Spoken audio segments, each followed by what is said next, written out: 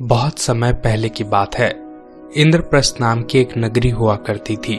वहां पर एक ब्राह्मण रहा करता था जिसका नाम था वेद शर्मा।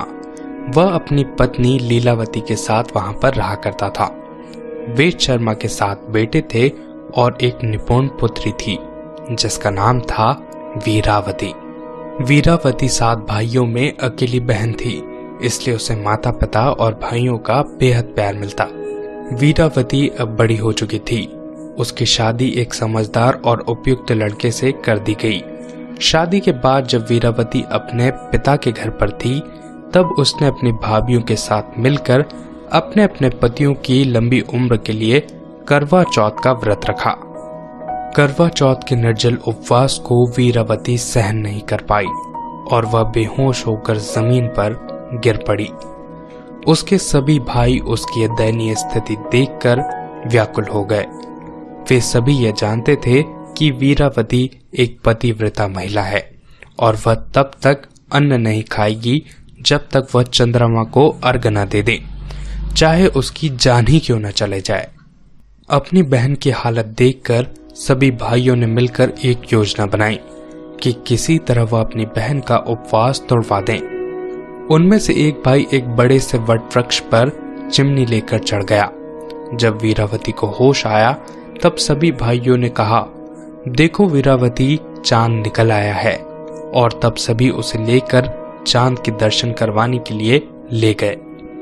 वीरावती ने छलनी के सहारे से वट वृक्ष के पीछे छिपी चिमनी को चंद्रमा मान लिया। अपनी भूख मिटाने के लिए उसने तुरंत चंद्रमा को अर्घ दिया और अपना उपवास तोड़ लिया। जब वीरावती अपना पहला भोजन का कोर खाने लगी, तभी से उसे हर तरह के बुरे शकुन मिलने लगे। पहले निवाले में उसके मुंह में बाल आ गया, दूसरे निवाले में उसे छींक आ गई और तीसरे निवाले में उसके ससुराल से बुलावा आ गया। जब वह अपने पति के यहाँ पहुंची तब उसने देखा कि उसके पति की मृत्यु हो गई है। अपने पति को मृत देखकर वीरावती जोर जोर से रोने लगी।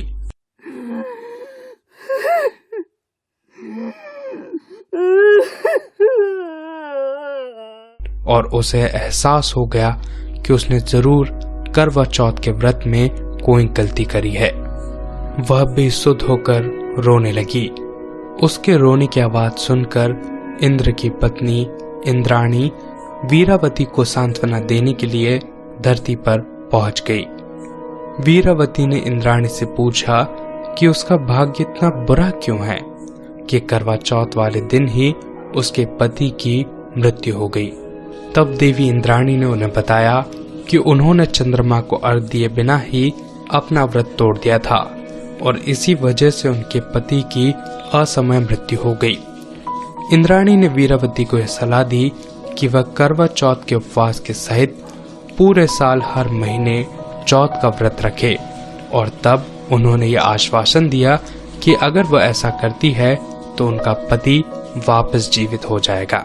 उसके बाद वीरावती ने पूरे विश्वास और सभी अनुष्ठानों के साथ मासिक उपवास किया। अंत में उन व्रतों का पुण्य संचय करने के कारण वीरावती को उसका पति वापस मिल गया। और इसी प्रकार अगर औरतें अपने पतियों के लिए करवा चौथ का व्रत रखती हैं तो उनके पति की उम्र लंबी होती है।